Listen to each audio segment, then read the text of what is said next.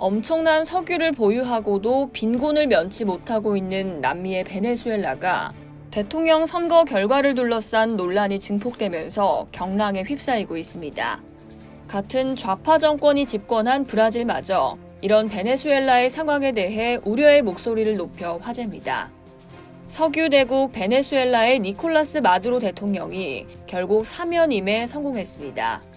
여론조사에서 줄곧 뒤처지던 마두로 대통령은 국내 통제를 강화하며 베네수엘라가 피바다가 되길 원치 않는다는 위협적인 발언을 하기도 했는데요. 투표일을 앞두고 수만 명의 보안군을 곳곳에 배치하고 국경 통제 강화에다가 집회까지 금지하더니 승리를 거머쥔 겁니다. AFP에 따르면 마두로 대통령은 2025년부터 2031년 임기의 대통령으로 51.2%의 득표율을 얻어 재선에 성공했습니다. 당초 이번 선거는 베네수엘라가 최악의 경제난에 시달리고 있는 가운데 치러져 마두로 대통령 정권에 대한 심판이 이뤄질 것으로 예상됐죠. 세계 최대 석유 매장량을 자랑하는 베네수엘라는 풍부한 자원 보유국임에도 심각한 경제-사회적 문제에 직면해 있는데요. 포퓰리즘 정책으로 망가진 대표적인 사례로 꼽힙니다. 정부의 포퓰리즘 정책으로 과도한 재정 지출이 이어지면서 적자에 허덕이게 됐고, 이를 메우기 위해 돈을 더 찍어내면서 통화 가치도 급락하게 됐습니다.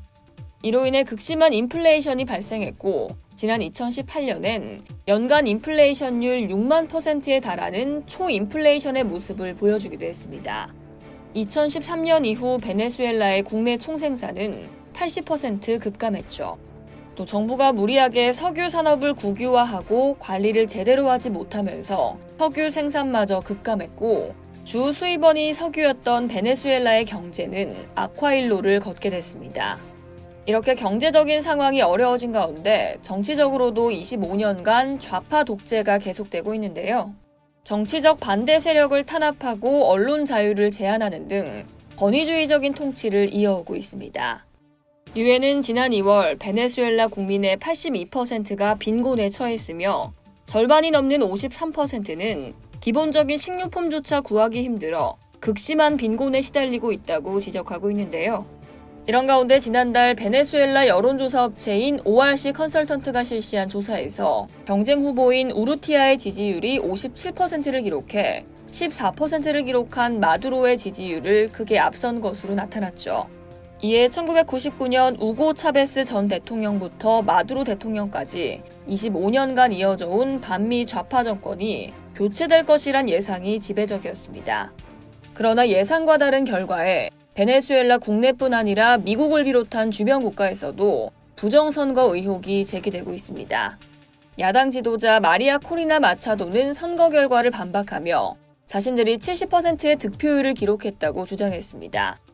우르티아 후보자도 우리의 싸움은 계속될 것이며 베네수엘라 국민의 뜻이 반영될 때까지 쉬지 않을 것이라고 말했는데요. 미일 외교 국방장관 회의 참석차 일본을 방문 중인 토니 블링컨 미국 국무장관도 베네수엘라의 선거 결과에 대해 국민들의 투표와 의지를 반영하지 않은 선거 결과에 심각한 우려를 갖고 있다고 밝히기도 했죠. 선거 일주일 전 부정선거에 대한 우려가 나오자 남미 좌파의 대부라고 불리는 룰라 브라질 대통령까지 나서서 경고를 하기도 했는데요. 22일 루이스 이나시우 룰라 다시우바 브라질 대통령은 마두로 대통령의 피바다 발언 이후 이에 대해 공포감을 느꼈다고 밝혔습니다.